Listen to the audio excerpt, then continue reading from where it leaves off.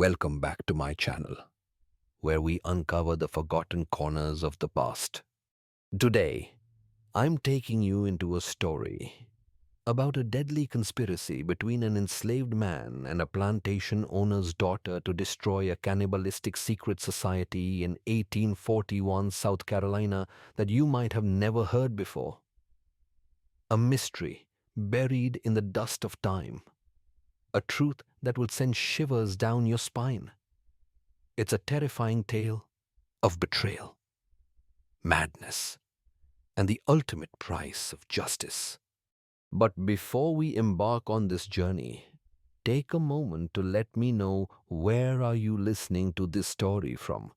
That helps me understand how far these secrets have traveled. I love seeing our community grow. And if this story truly captivates you, if it makes you ponder, don't hesitate to give me a like and subscribe to the channel to keep me going. Together, we'll explore the darkest pages of history, and you won't want to miss a thing. The morning was steeped in the heavy, humid silence typical of the Lowcountry, the air thick with the scent of jasmine and the miasma rising from the brackish swamps. It was under this oppressive calm that the true nature of Silas Rutled's dominion was revealed. Rutled, the master of Cypress Grove, possessed a cruelty that transcended mere physical punishment. His malice was structural, organizational, and cold, rooted in a terrifying, unyielding logic. The transaction that took place was not for land, money, or even livestock. It was for Catherine. Catherine Rutled, the master's daughter, had been a beautiful young woman, spirited and fiercely intelligent, until a profound trauma had struck her 12 years earlier. Since then, her mind had begun to unravel, an escalating decline marked by fits of hysteria, bouts of vacant staring, and a constant, debilitating malaise. She was declared broken by the local physicians, a victim of her own delicate female constitution, or, as the whispers suggested, hysteria brought on by grief and a morbid imagination. The truth was far darker. Catherine was being slowly, methodically, poisoned, not to kill, but to incapacitate, to erase memory, and to enforce silence. The subject of the transaction was Ezekiel Cross, a man owned by the plantation, recently returned from a brutal 3-month period of rented labor. A man whose quiet intensity was generally mistaken for dull servitude. He had approached Silas not to beg for better treatment, but to demand to know the fate of his family, his wife, Sarah, and their children, Benjamin and Ruth, who had been separated from him and sold west 6 months prior. Silas Rutled's response, delivered with the casual indifference of a man discussing the weather, was the document that sealed Ezekiel's destiny. It was a single folded sheet of paper, an excerpt from an internal ledger detailing the transaction. Children Benjamin and Ruth, separated from mail to demonstrate resolve, sent to Alabama contact, payment received. 3 lines. That was all Ezekiel's entire family, his entire life, had merited in the meticulous bookkeeping of Silas Rutled. The final element of the exchange was a subtle, predatory challenge. Silas had presented Catherine to Ezekiel not as a burden, but as a test and a tool. "Take her," Silas had commanded, his eyes gleaming with malicious amusement. "She is now your sole responsibility. Tend to the consequence of my command. If she recovers, you live. If she dies, you die."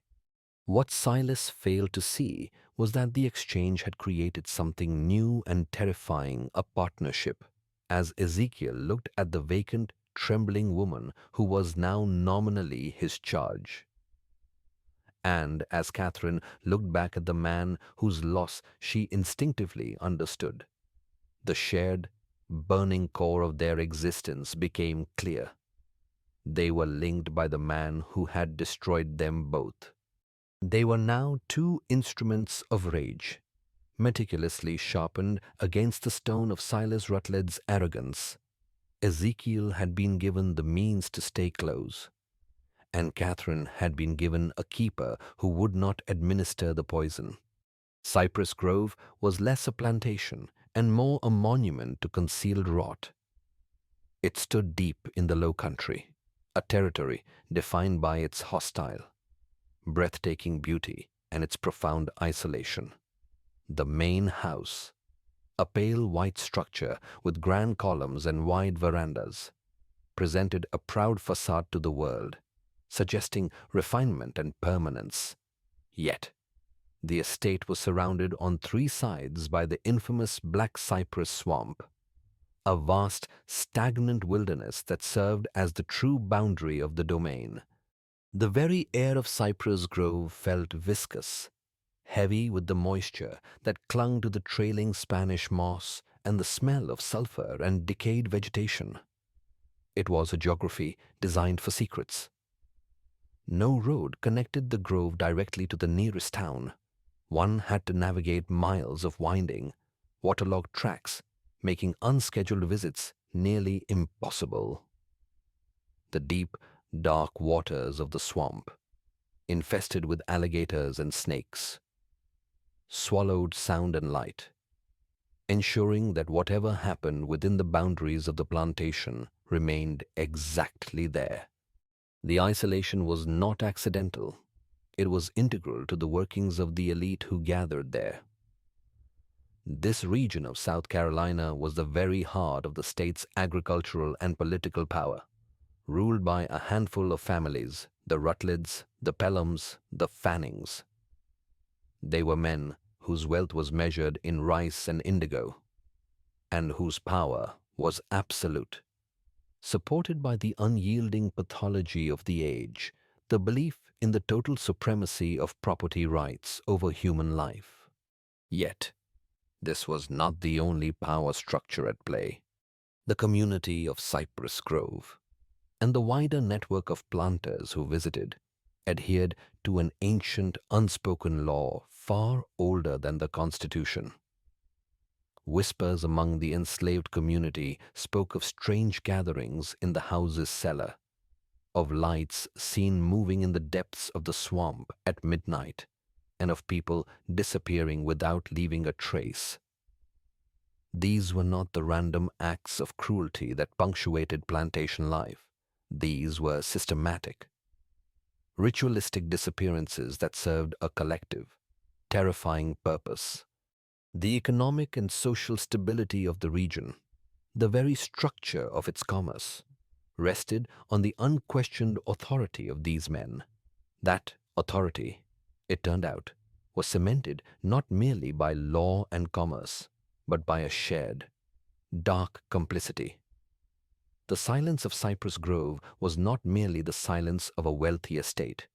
It was the silence of a tomb, guarded by the geographical isolation and the unquestioning obedience of the surrounding society.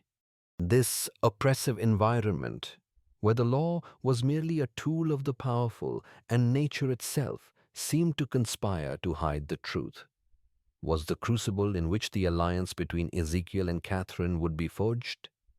The plantation was their prison, but the swamp was their ultimate, volatile ally.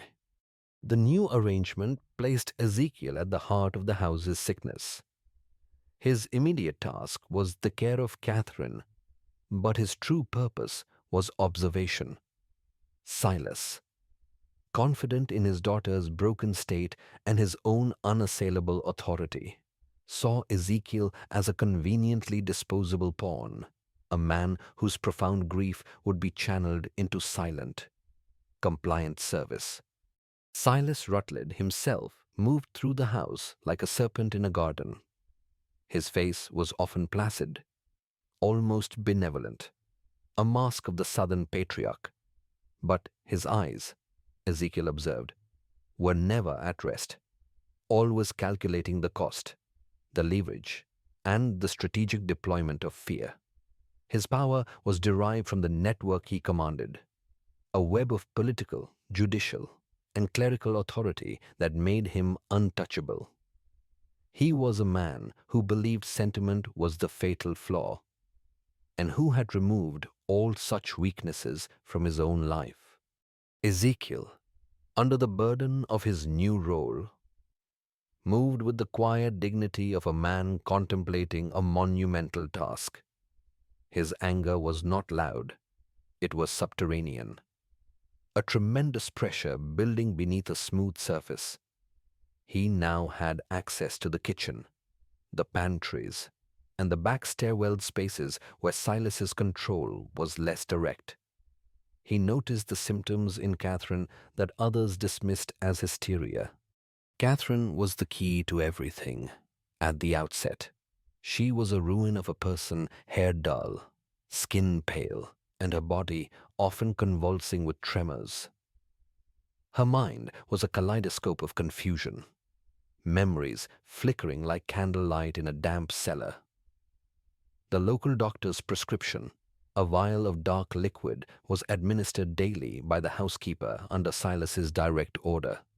It was a potent combination, but its primary ingredient was almost certainly a derivative of mercury or a heavy, narcotic dose of laudanum, used not to cure a disease but to sustain a lie. The specific anomalies of her condition were telling a constant, almost metallic aftertaste in her mouth, chronic nausea, and the deep, chemically induced drowsiness that kept her tethered to the bed. Ezekiel, relying on the quiet knowledge passed down in the enslaved quarters, knew precisely what he was witnessing poisoning. He immediately substituted the prescribed medication with herbal decoctions of valerian root and other calming agents, while simultaneously flushing her system with purified water. The effect was not immediate, nor gentle. The withdrawal was brutal. Catherine suffered night sweats, hallucinations, and deep physical agony. It was a self-inflicted purge that tore her body apart, but simultaneously pieced her mind back together. It was in one of these feverish, lucid moments that Catherine began to speak. Her voice, a dry, rasping whisper. She did not speak of love or loss, but of the chamber. She described the smell coppery and sulphurous, and the sound of chanting in a language she did not understand. She spoke of the ledger, a great book of leather and blood, and she spoke of the most horrifying anomaly of all, the sight of her father, Silas Rutled, standing before an altar, participating in an act of monstrous, ritualistic consumption. This was the core of the madness. Catherine was not mad. She was poisoned because she was a witness to an evil so profound it threatened the very foundations of the society that produced it. Ezekiel realized that the transaction had given him not a burden, but a partner. Silas had given him the only person alive who understood the depth of the darkness at Cypress Grove, and more importantly, the only person who knew exactly where to find the proof. The great slow-motion conspiracy was finally set in motion. The fragile quiet of Catherine's sick room was the laboratory where the ultimate conspiracy was incubated.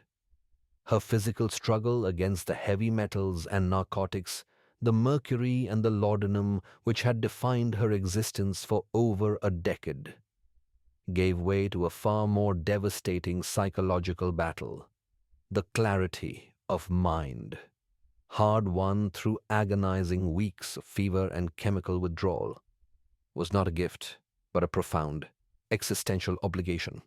Her memory, pieced back together with ruthless, agonizing precision, returned not just the image of her father's monstrous act, but the chilling context the realization that she had been an active, albeit unwilling, participant in his depravity.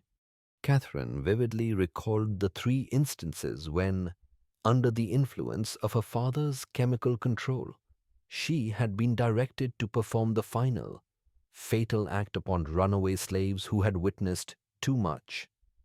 She had pulled the trigger. She had directed the blade.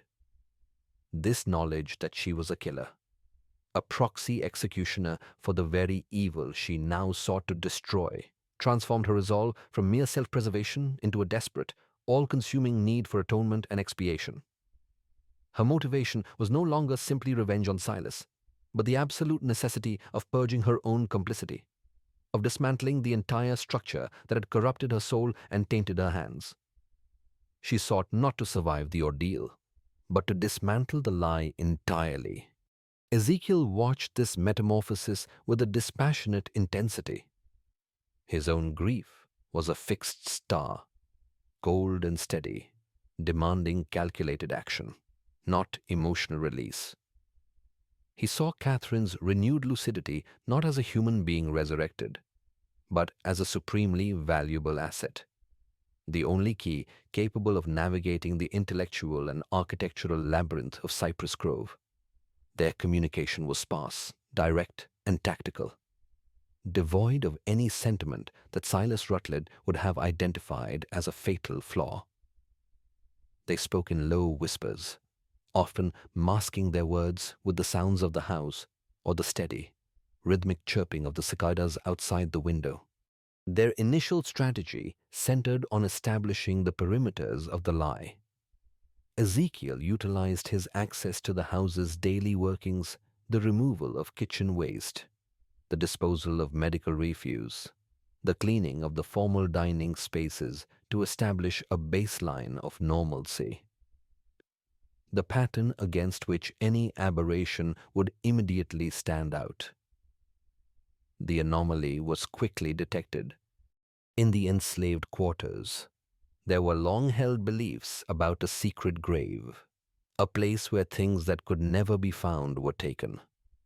Under the veil of a moonless night, they risked navigating the deepest, most treacherous sections of the Black Cypress Swamp, following a barely perceptible trail marked only by broken cypress knees and unnaturally disturbed soil. What they found was not a burial pit, but an orchestrated dumping ground for highly specific refuse.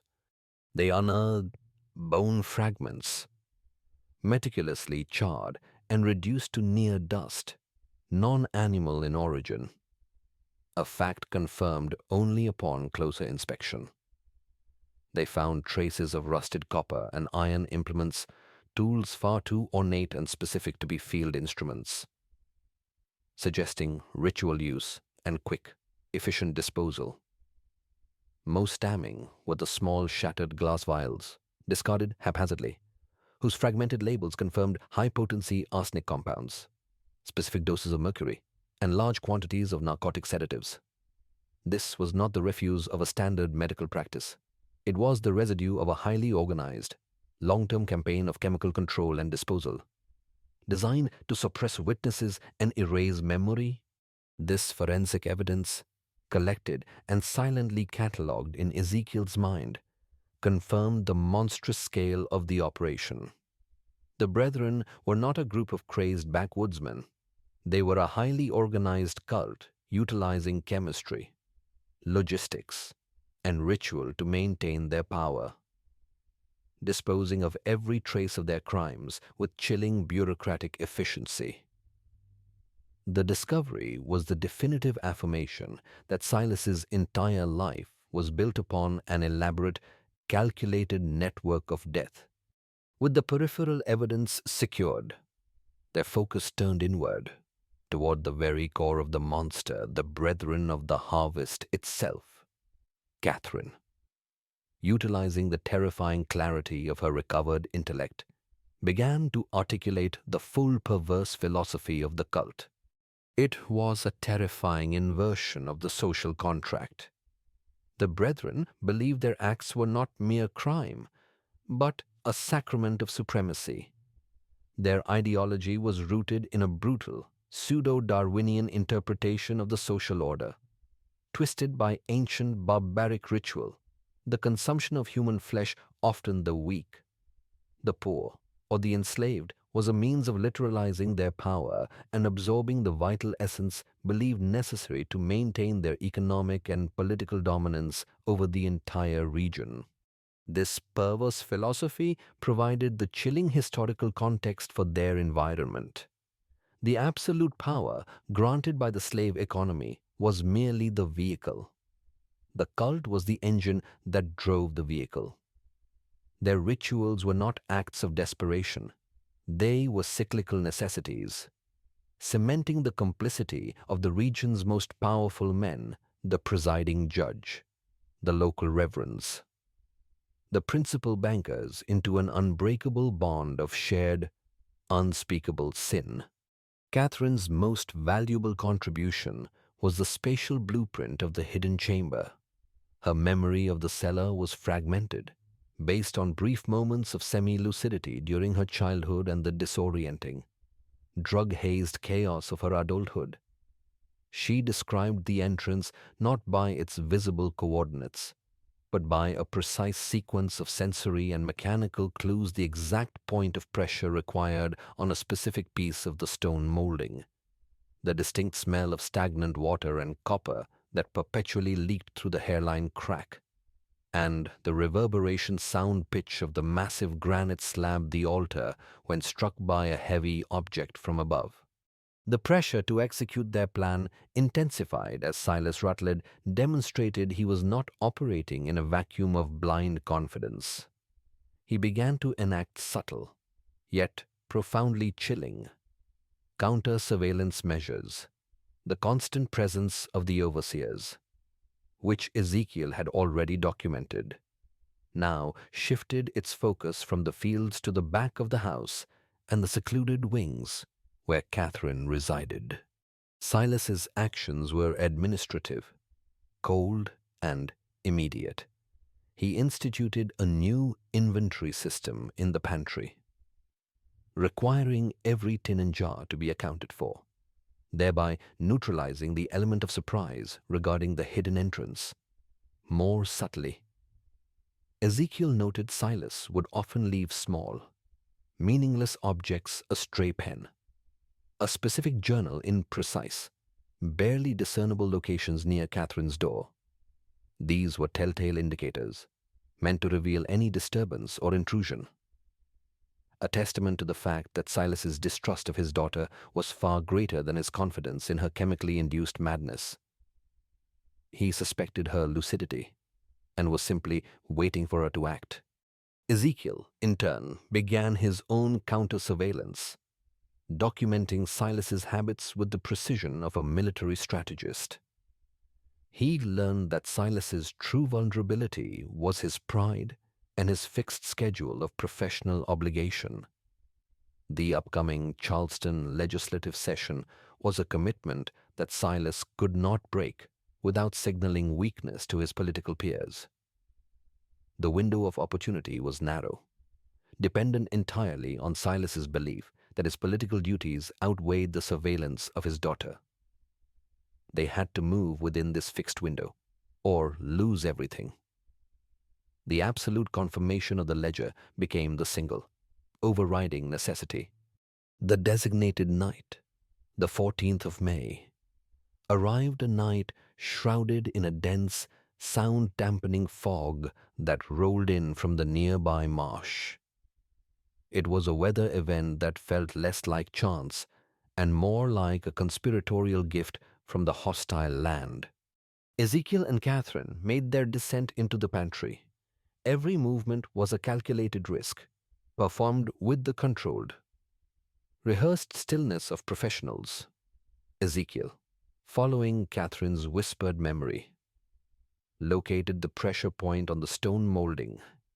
He applied the necessary lateral force, and the ancient rusted mechanism within gave a single resonant click. The air immediately shifted, sucking inward with a sickening gasp.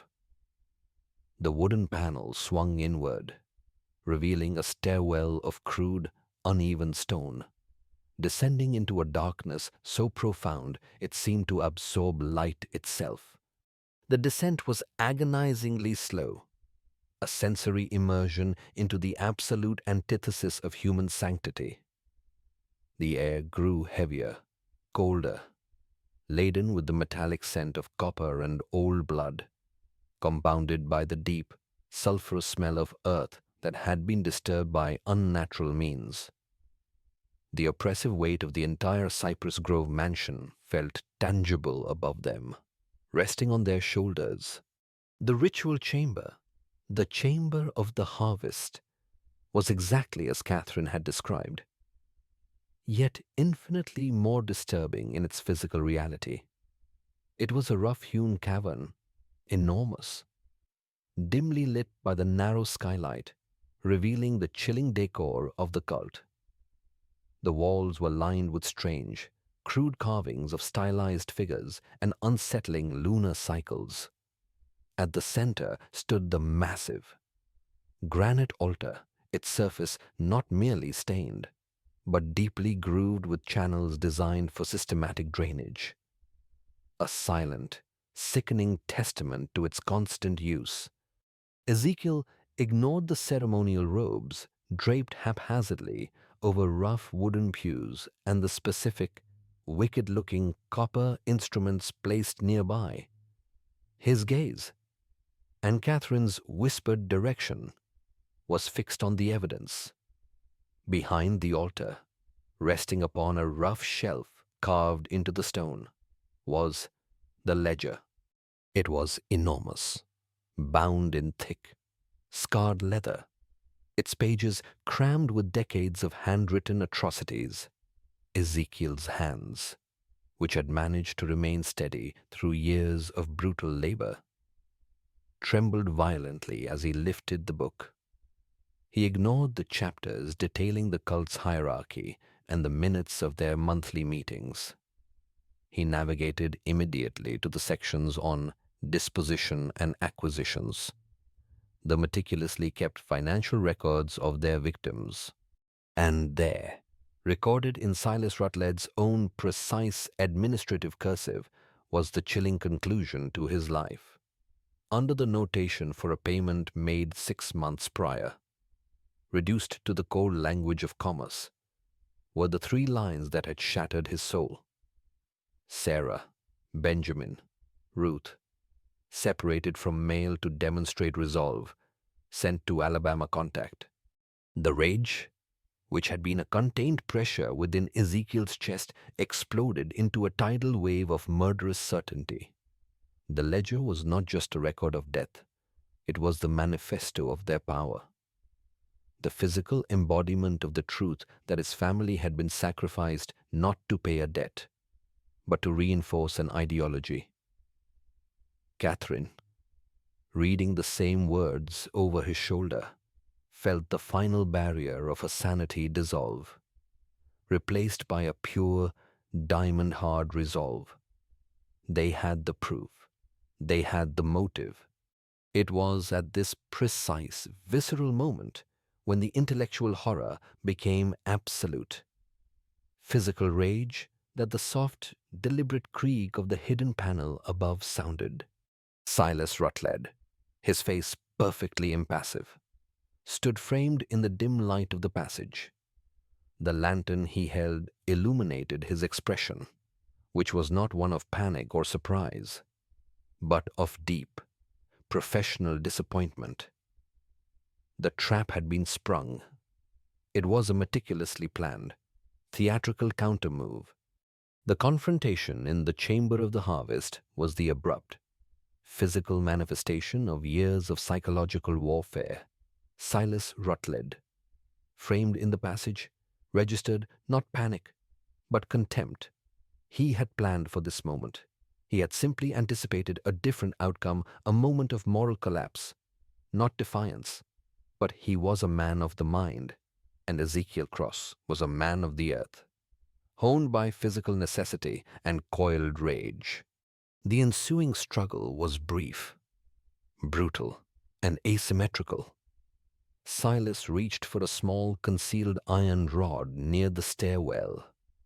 Ezekiel reacted with the swiftness of pure adrenaline, knocking the lantern from Silas's hand.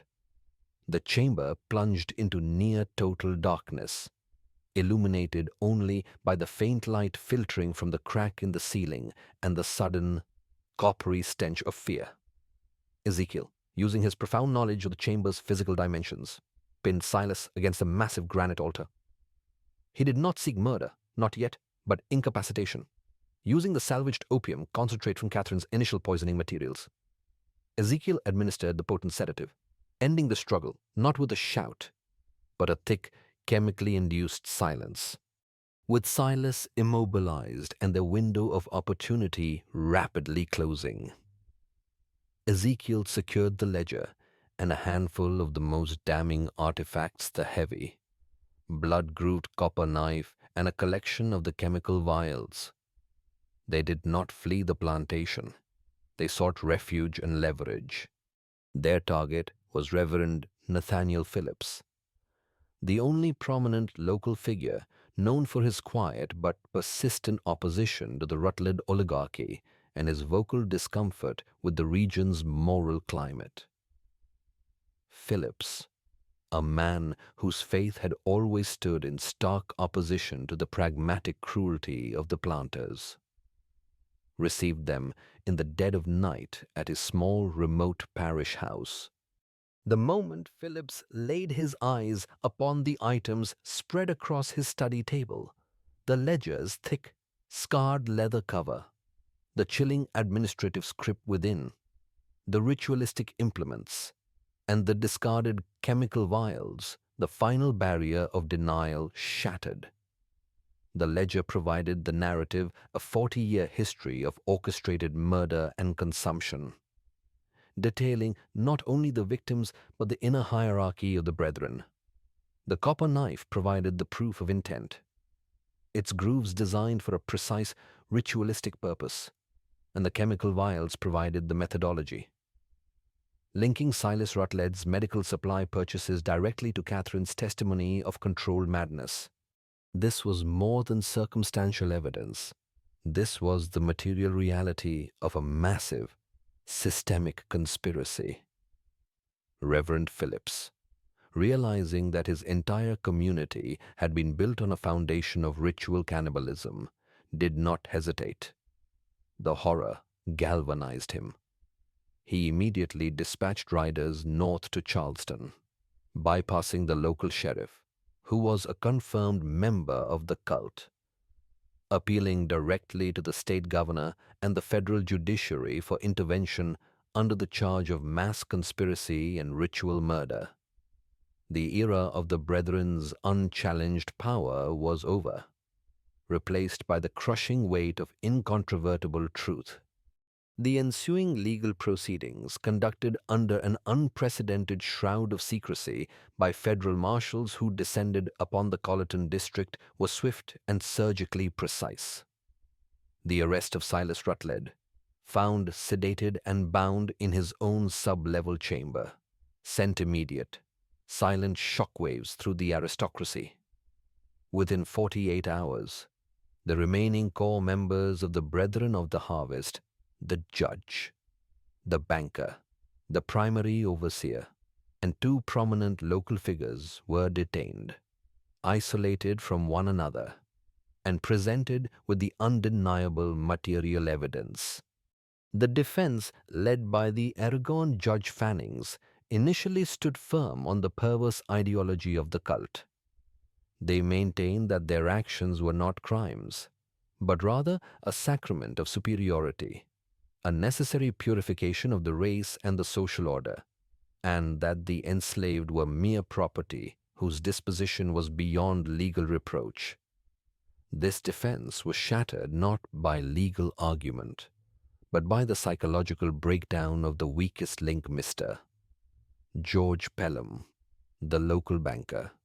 Pelham, a man whose cowardice was hidden beneath a veneer of financial stability, cracked under the weight of the evidence and the absolute isolation.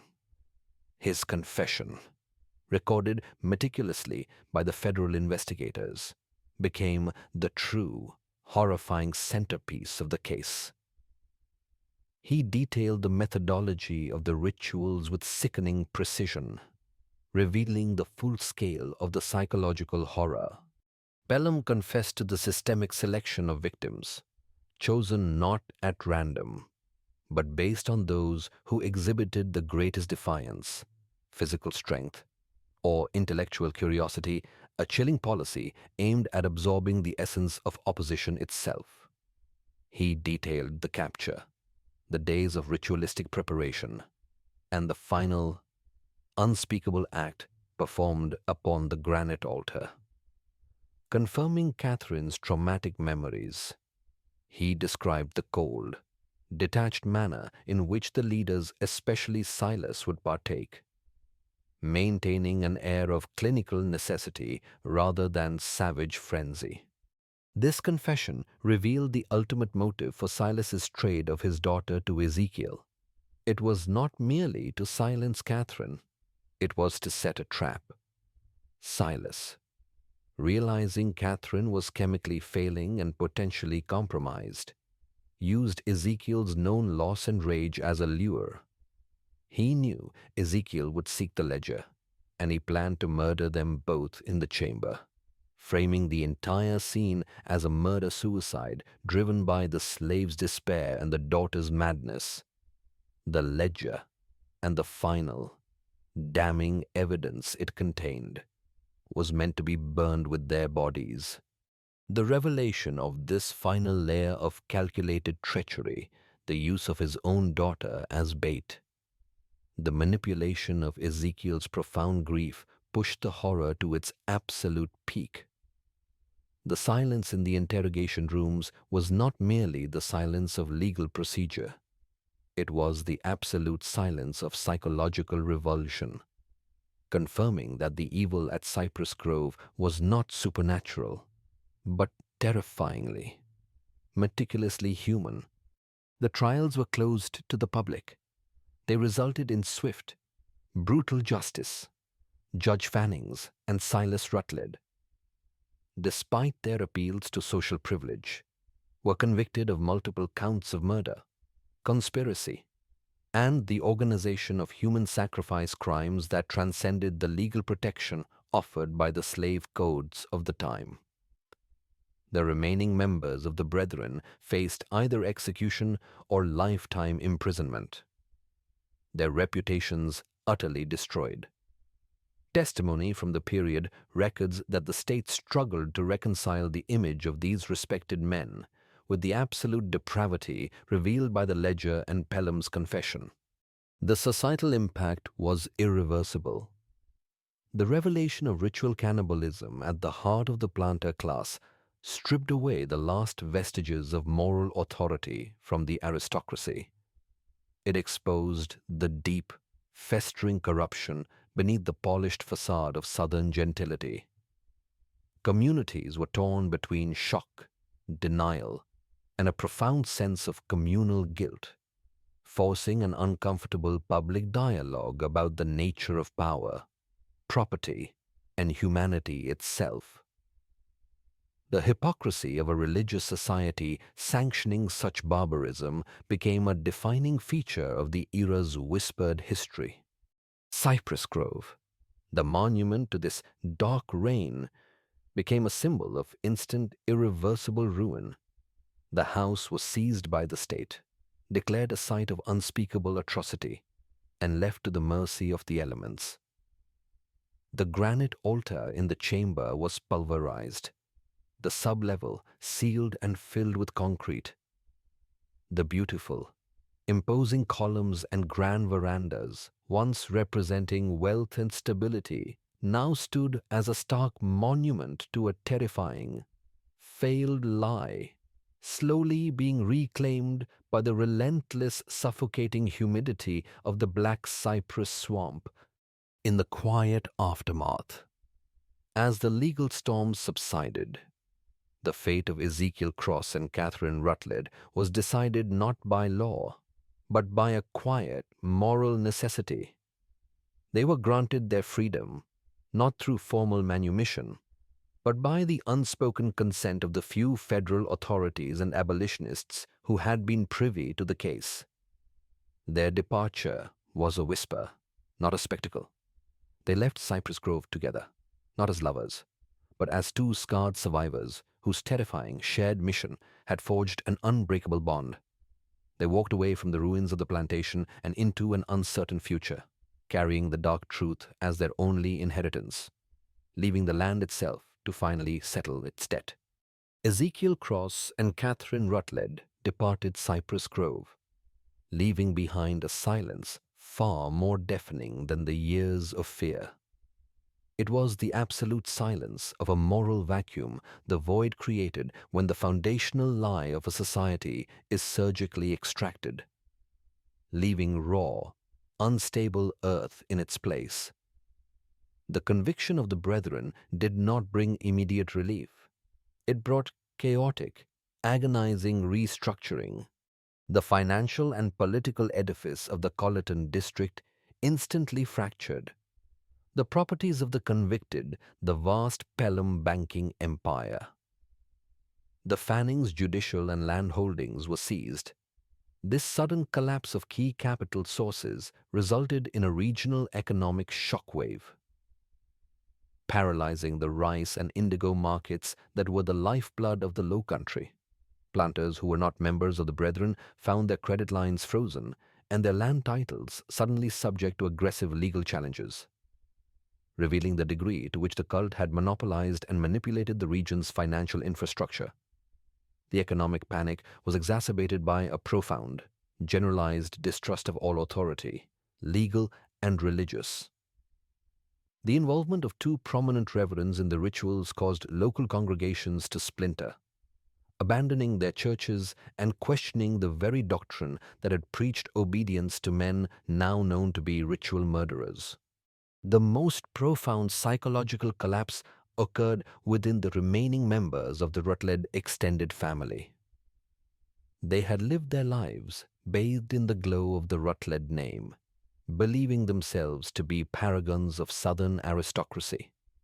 The revelation of Silas's crimes, the methodical poisoning of his own daughter, the use of his property for human sacrifice. The systematic cover-up did not merely shame them, it fundamentally delegitimized their entire identity. They were forced to endure a collective, public penance, shunned by peers who feared association with the taint of cannibalism and the deep suspicion of federal intervention. The very name, Rutled, once a symbol of power, became a public whisper synonymous with ancient, unholy depravity. The land itself seemed to confirm the collapse. Cypress Grove, left standing but deliberately ruined, began its slow, inevitable descent back into the swamp. The relentless humidity and unchecked vegetation attacked the structure with ferocity. The grand columns sagged, the porch timbers warped, and the windows shattered, leaving the house open to the corrosive, sulfurous air of the marsh. This environmental reclaiming was more than aesthetic. It was a physical manifestation of the land rejecting the violence that had been perpetrated upon it. The house, no longer a monument to wealth, became a grotesque, haunting witness, a physical reminder of the truth no one wished to speak, slowly sinking into the day, to the history it could no longer conceal. Ezekiel and Catherine carried the ledger and the terrible truth into their freedom, but they could never truly leave Cypress Grove behind. Their bond, forged in the chamber, was not romantic love, but a covenant of shared trauma and mutual necessity, seeking anonymity and the distance required to rebuild their shattered minds. They migrated north. Their legacy was the living proof that the ultimate truth was not always recorded in official documents. They ensured the ledger's existence was known to a small, trusted circle of abolitionists and federal contacts, but they understood that fully disclosing the ritualistic, cannibalistic nature of the conspiracy would be met with wholesale denial, dismissed as abolitionist propaganda or the ravings of madmen. The human mind has a profound essential need to categorize evil as something understandable, something that fits the existing framework of law and society. The brethren defied all categories, and thus their true nature was pushed into the shadows of historical omission. Despite the justice delivered, the story of the brethren remained profoundly incomplete, leaving an enduring, terrifying legacy of unanswered questions. Ezekiel and Catherine's work had solved the crime, but failed to solve the mystery. For instance, the question of the origin remained a spectral presence. Silas Rutled, even on the scaffold, offered no information, maintaining his cold, administrative detachment until the end. Pelham's confession detailed the rituals but did not explain their lineage. How old was this cult? Did it begin with the founding of the state? Or did it predate the colonization itself, drawing on some ancient primal darkness in the American South? The ledger was simply the contemporary record of a practice that seemed terrifyingly established. Furthermore, the breadth of the network was never fully mapped. The trials only secured the conviction of the core brethren leadership in the Colleton district.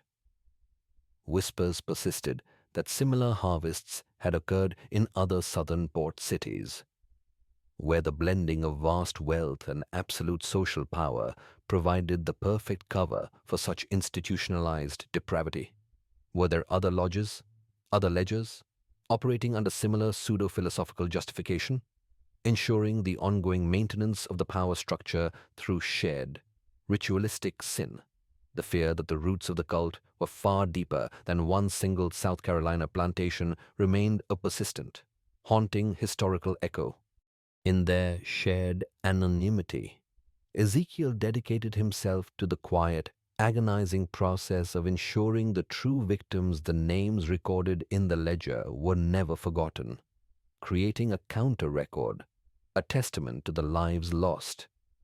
Catherine, meanwhile, wrestled with her complicity, finding her only peace in the knowledge that she had, in the end, used her father's instruments of destruction against him. Their survival was not a happy ending. It was a sentence of memory, forcing them to perpetually guard the most terrifying secret in the history of the Lowcountry. The full truth of the Brethren of the Harvest, the systematic, ritualistic consumption of human beings by the elite founders of an American state, never entered the official historical canon. It was deemed too extreme, too destabilizing to the narrative of civilization, and too utterly opposed to the official records of faith and justice that the region desperately tried to uphold after the trials. The historical narrative chose simpler evil. It recorded murder, conspiracy, and financial fraud. But it omitted the cannibalism, the human mind, and indeed, the historical record often draws a protective veil over absolute horror, electing to deal with the consequences rather than the appalling source. Yet, the legacy of Cypress Grove endures, not in the textbooks, but in the enduring question it forces upon the conscience. How far does the need for absolute power distort the fundamental human contract? The story of Ezekiel and Catherine is not merely a tale of two survivors exposing a cult. It is a terrifying historical case study in the ultimate corruption of authority, the moment when the legal and economic structures designed to maintain power cease to be merely tools of oppression and become the philosophical justification for barbarism. The men of the Brethren did not simply commit murder. They rationalized their monstrous acts as a form of sacred, necessary consumption, believing that the legal ownership of another human being conferred the right to absorb their very essence. This profound, unsettling question remains long after the last of the cultists were executed and the ruins of Cypress Grove were swallowed by the swamp. The physical evidence, the ledger, the copper knife, The sealed cellar was all contained and dealt with. But the spiritual methodology of the brethren, the principle that power justifies any atrocity, that the law is merely a veneer for ancient predatory hunger, lives on, and this leads to the final, haunting reflection. Cypress Grove was not some anomaly, some isolated aberration in a distant corner of history. It was a product of a system that granted absolute, unchecked ownership of human life. It was a terrifying reminder that the line between the veneer of civilization and the return to the most primal, unholy darkness is not a fortress of moral certainty, but a fragile, easily corrupted thing. The darkness did not arrive from outside the gates. It was born inside the house, cultivated and fed by the very men entrusted to uphold the light, a chilling truth that forces us to look closer at the ledgers of our own time.